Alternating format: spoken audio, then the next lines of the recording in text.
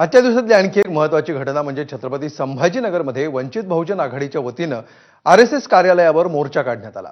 आरएसएसवर बंदी आणण्यात यावी ही मागणी या मोर्चाची होती आणि त्यासाठी हा मोर्चा काढण्यात आला। वंचित बहुजन आघाडीचे युवा नेते सुजात आंबेडकर यांनी मोर्चाचं नेतृत्व केलं। पोलिसांनी मोर्चाला परवानगी नाकारली तरी सुद्धा वंचित बहुजन आघाडीनं मोर्चा काढला। मोर्चामध्ये वंचित बहुजन आघाडीचे कार्यकर्ते मोठ्या संख्येनं सहभागी झाले। या मोर्चातून सुजात आंबेडकर यांनी राष्ट्रीय स्वयंसेवक संघावर जोरदार निशाणा साधला।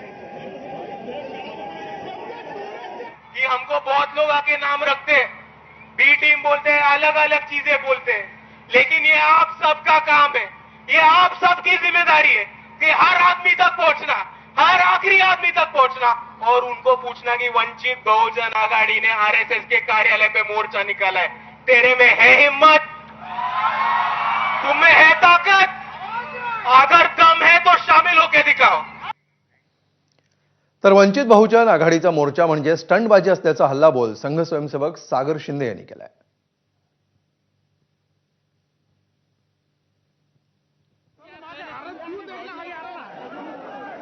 दाटी करणं, शिवीगाळ करणं, अशा पद्धतीने नावनोंदणी बंद करणं हे योग्य नाही।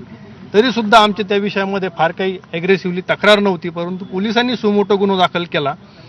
त्यानंतर अशा पद्धतीने आंदोलन संघाच्या कार्यालयावरती येण्याचं काही कारण नव्हतं ऍक्च्युअली, कारण की पोलिसांनी जर गुन्हा दाखल केला तर त्यांनी पोलीस आयुक्त कार्यालयावरती मोर्चा काढायला पाहिजे होता किंवा जिल्हाधिकारी कार्यालयावरती मोर्चा काढायला पाहिजे होता, परंतु त्यांनी तसं न करता संघाच्या कार्यालयावरती मोर्चा काढण्याचं ठरवलं।